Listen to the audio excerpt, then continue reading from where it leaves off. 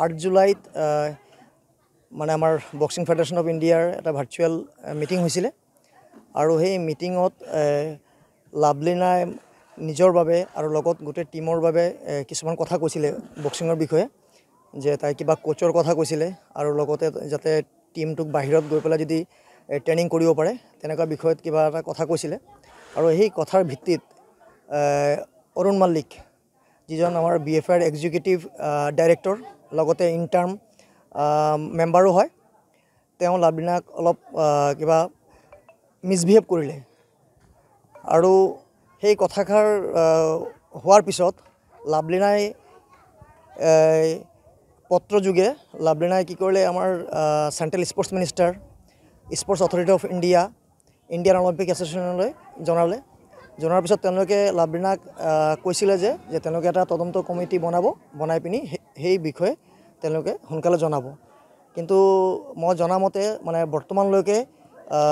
একো মানে তদন্তৰ ৰিপৰ্ট একো দিয়া নাই আৰু এমাহ পাৰ হ'ল আৰু সেই বিষয় লৈ চাগে লাভলিনাও সামাজিক মাধ্যমত জনালে আৰু মই ভাবোঁ কাৰণ লাভলিনা আমাৰ অসম ভাৰতৰ নহয় লাভলিনা আজি হ'ল এটা ইণ্টাৰনেশ্যনেল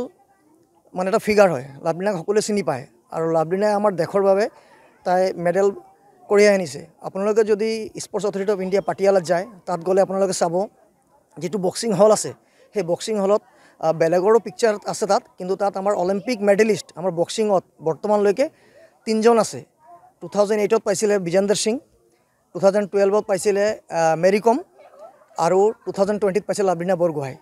তো আমাৰ বাবে বহুত গৌৰৱৰ কথা আৰু লাভলিনাই যিটো কথা কৈছে লাভলিনা নিজৰ ভাৱে কোৱা নাই লাভলিনা কৈছিলে যাতে টিমটোৰ এটা ভাল যাতে প্ৰদৰ্শন কৰিব পাৰে আৰু আপোনালোকে গম পায় আগন্তুক এতিয়া আমাৰ ছেপ্টেম্বৰ মাহত ৱৰ্ল্ড চেম্পিয়নশ্বিপ আছে যেটো ইংলেণ্ডত হ'ব আৰু 4 তাৰিখৰ পৰা 14 তাৰিখলৈকে আছে ইণ্ডিয়া টিম আমাৰ 18 আগষ্টত মানে ইণ্ডিয়াৰ পৰা ৰওনা দিব তো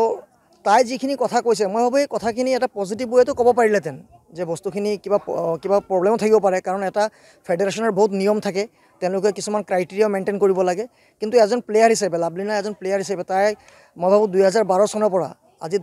2025 তাই এই 13-14 বছৰ তাই বক্সিঙত দিছে বা আমাৰ দেশৰ বাবে তাই আমাক বেক টু বেক আমাক ৰিজাল্টটো দি আছে এতিয়া আমাৰ কথা হ'ল কি আমি লাভলিনাক আমি সকলোৱে ছাপোৰ্ট কৰিব লাগে যাতে লাভলিনা আগন্তুক যি অলিম্পিক আছে সেই অলিম্পিকলৈ তাই কোৱালিফাই হৈ যায় আৰু ভাৰত তথা অসমলৈ গৌৰৱ কৰি আনিব পাৰে আৰু মই ভাবোঁ যে যিকোনো বস্তু স্পৰ্টছত বস্তুখিনি এটা পজিটিভ ৱেত লৈ যাব লাগে আৰু মই অলপ আগতেও এটা সামাজিক মাধ্যমত এটা ভিডিঅ' চাইছিলোঁ আমাৰ সন্মানীয় হেমন্ত কলিতা ডাঙৰীয়া আপোনালোকে গম পায় তেওঁ আসাম এমেচাৰ বক্সিং এছ'চিয়েশ্যনৰ জেনেৰেল ছেক্ৰেটাৰী হয় আৰু তেওঁ BFIৰো জেনেৰেল ছেক্ৰেটাৰী আৰু তেওঁ কৈছিল সেই বিষয়ে যে আমিও এইখিনি বিষয়ে জনাইছিলোঁ আৰু সেই বিষয়ে যাতে এটা ভাল তদন্ত হ'ব লাগে আৰু লাভলিনাক যাতে যিটো মিছবিহেভ কৰিছে সেইটোৰ বাবে মই ভাবোঁ অৰুণ মাল্লিক তেওঁ সেইটো ক'ব নালাগে এজন প্লেয়াৰক কাৰণ লাভলিনা আমাৰ প্লেয়াৰ বুলি নহয় তাই আমাৰ অসমৰ যিটো প্ৰশাসনিক বিভাগ তাৰো এটা গুৰুত্বপূৰ্ণ পোষ্টত লাভলিনা আছে আমি সকলোৱে জানো যে ডেপুটি ছুপাৰিণ্টেণ্ডেণ্ট অফ পুলিচ আৰু সেই কথাষাৰ সকলোৱে গম পায় সেইকাৰণে কিবা কোৱাৰ আগত আমি সকলোৱে ভাবি পেলাই কথাবিলাক ক'ব লাগে আৰু প্লেয়াৰ্ছৰ কথাও শুনিব লাগে কাৰণ প্লেয়াৰ্ছে গম পায় যে কি কৰিলে ভাল হয় কাৰণ তেওঁলোকে আমাক মেডেল দিব তেওঁলোকে যদি আমাক মেডেল নিদিয়ে তেতিয়া আমি কোনোবা এটা পোষ্টত বহি পেলাই কি কৰিব সেইকাৰণে মই ভাবোঁ যে এই বিষয়ে এটা মানে যোগাত্মক এটা তদন্ত হ'ব লাগে আৰু লাভলিনাৰ যি মানে তাই যিটো বিচাৰিছে বা তাইৰ যিটো কুৱেশ্যনছ সেইখিনি ক্লিয়াৰ হ'ব লাগে কাৰণ তাইৰ যিটো আগন্তুক গেম আছে মই ভাবোঁ যে তাই সেই গেমটোত ভালকৈ ফ'কাছ কৰক আৰু যি ইণ্ডিয়ান অলিম্পিক আছে স্পৰ্টছ অথৰিটি অফ ইণ্ডিয়া আৰু আমাৰ চেণ্ট্ৰেল মিনিষ্ট্ৰী মই সকলোলৈ মই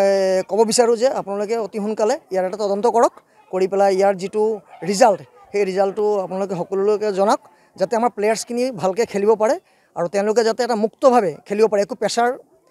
নোলোৱাকৈ খেলিব পাৰে আৰু আমাৰ দেশলৈ গৌৰৱ কৰি আনিব পাৰে মই ভাবোঁ মোৰ ফালৰ পৰা মই এই বাৰ্তাটো দিব বিচাৰিছোঁ